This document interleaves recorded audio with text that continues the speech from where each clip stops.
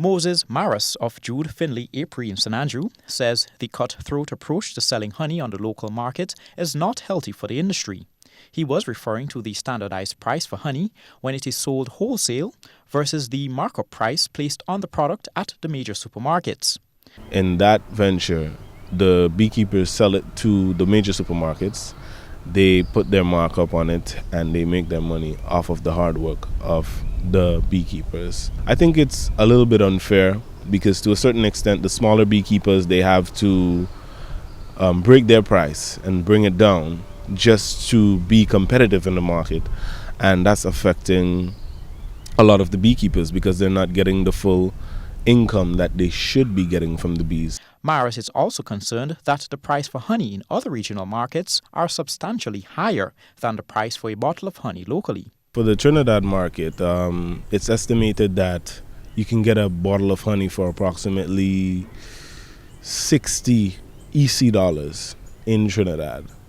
But a bottle of honey sells in Grenada, as I said previously, for only $30 maximum, right? When you're selling wholesale to the supermarkets, maximum is $30 per bottle, $360 per case. And it's really hurting the economy, it's really hurting the farmers on a whole because it's very expensive for the materials to build a hive. Additionally, the foundations and the other equipment that you need to process the honey, it's very expensive. And I think that a lot of beekeepers, they are operating, but they're not operating to their full potential. Other concerns expressed by the beekeeper include the saturation of the market. He says farmers are only seeking to produce honey and are ignoring potentially profitable secondary products. I definitely think that we can diversify with the pollen.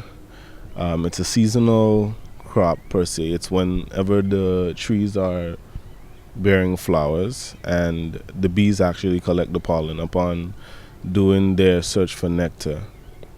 And they carry that back to the hive. And the pollen is a great source of protein. It's extremely expensive in the market in America and in other parts of the world. But it's just that the lack of information in Grenada does not allow much of the beekeepers to venture into bee pollen and benefit from that. Colin Campbell, GBA News.